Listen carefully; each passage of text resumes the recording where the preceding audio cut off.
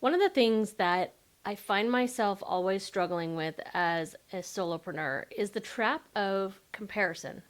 I see other perceived competitors online, especially with social media. It's just so easy to, I don't want to say spy on, but like be keeping too close of an eye on your competitors.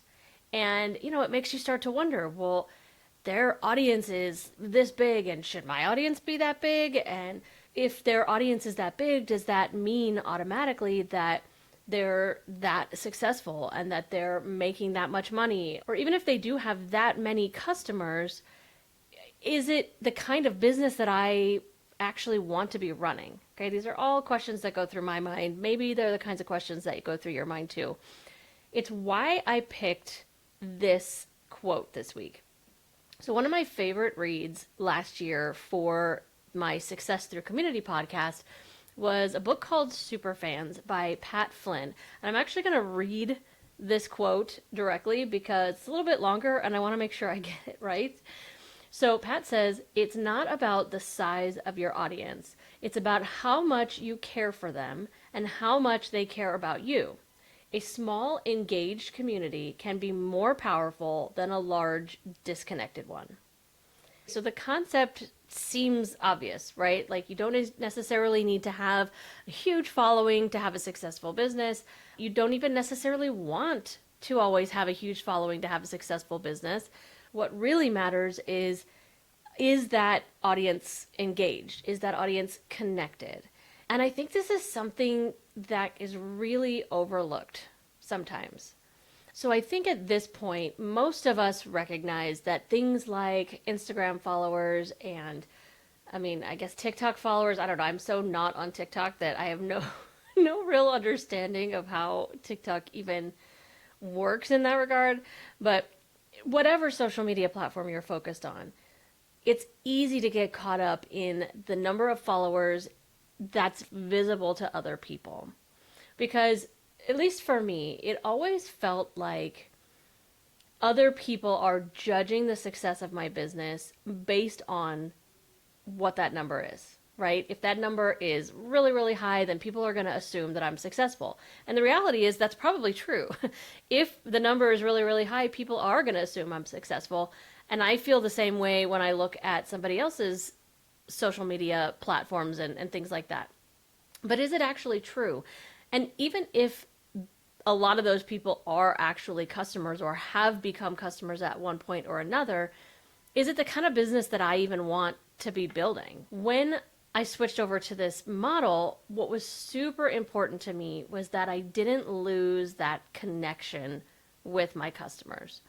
I didn't want to become somebody who is just looking at the back end and looking at the numbers and saying, okay, look at all the money coming in and that must mean my business is successful.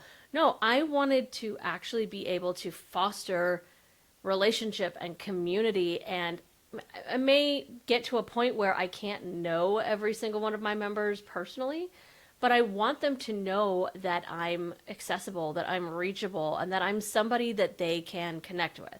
And I think that's why I gravitated so much to Superfans and what Pat is talking about in this book, because he's flipped upside down the concept of a sales funnel. And instead, he's talking about it as basically like a relationship pyramid. I forget exactly what he called it. He has a whole diagram for it.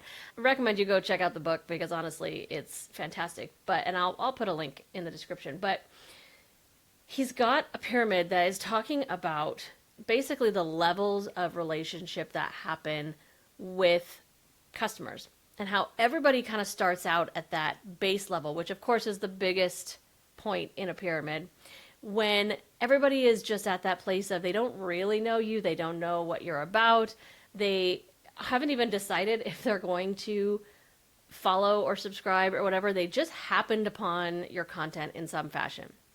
And everybody starts there, right? That's normal. So how do you focus on taking those people and guiding them towards the next level of relationship with you, which does not necessarily mean a sale.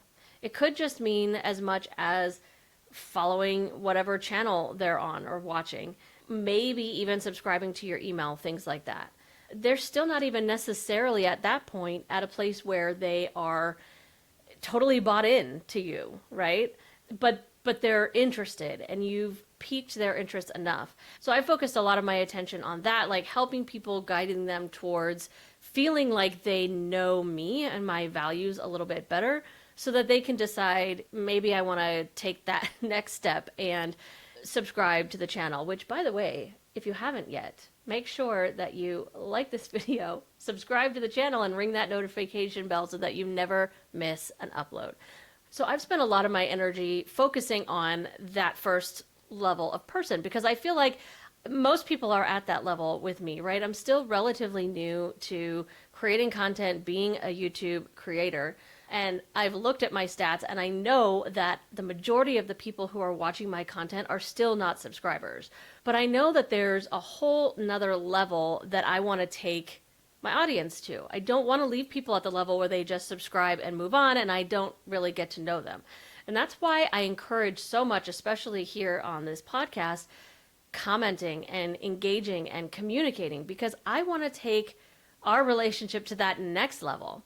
And I recognize that most people aren't going to go to that level. And I think that's kind of what Pat's getting at in this quote, is that he's saying that, look, you don't need to take all of those people or even all of the people who've made it to the next level of subscribing and becoming visibly interested in your content in a way that other people could potentially see.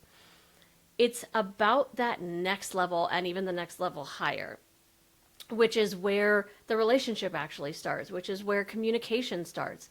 He's got this concept that he talks about in the book called returning every handshake. And I feel like to an extent I was already kind of doing this. If somebody commented on something or replied to one of my emails, I always did my best to respond back. But I didn't necessarily do it as thoughtfully as I do now that my intention about that has shifted a little bit thanks to Pat.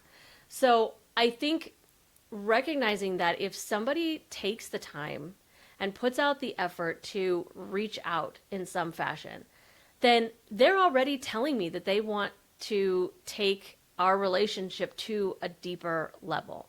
And that's exactly what I want, right? So as soon as I see that hand extended, metaphorically, I'm really intentionally trying to respond back with a level of thoughtfulness and even more authenticity, not just saying, hey, thanks for the comment or whatever, but like really trying to engage that conversation.